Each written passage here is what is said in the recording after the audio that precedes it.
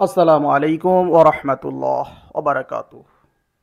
আজকে আমরা যাচ্ছি হযরত আবু বকর সিদ্দিকের বাড়ি।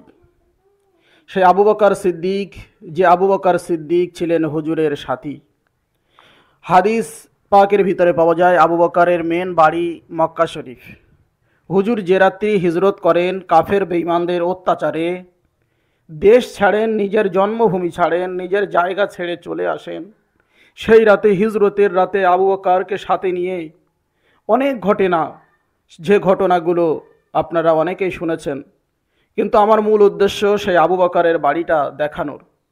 উনি মক্কা ছেড়ে যখন মদিনায় আসেন কোন জায়গায় থাকতেন, সে আবু বকরের বাড়ির কাছাকাছি আমরা এসে গেছি।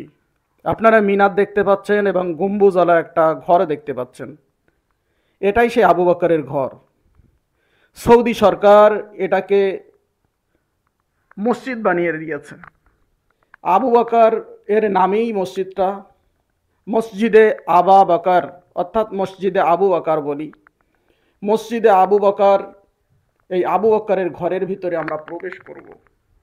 আবু বকর সিদ্দিক রাদিয়াল্লাহু তাআলা আনহু এমন মহব্বতের মানুষ ছিলেন, জানার একদিনের নেকির তুলনা সম্পর্কে রসুল বলেছেন একটা তারকা সমান, এবং সমস্ত পৃথিবীর ইমানদারের যত নেকি আছে আবু বকরের একদিনের নেকির সমান। সেই আবু বকরের বাড়ি এটা দেখে সত্যি কলিজা ঠান্ডা হয়ে যাচ্ছে।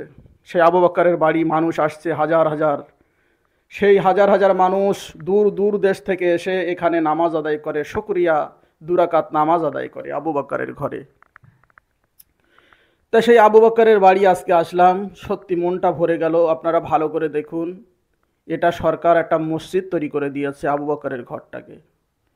আর আবু বকর শুয়ে আছে রসুল্লাহ সাল্লাল্লাহু আলাইহি ওয়াসাল্লামের পাশে, রওজা মোবারকে, হুজুরের রওজার পাশেই।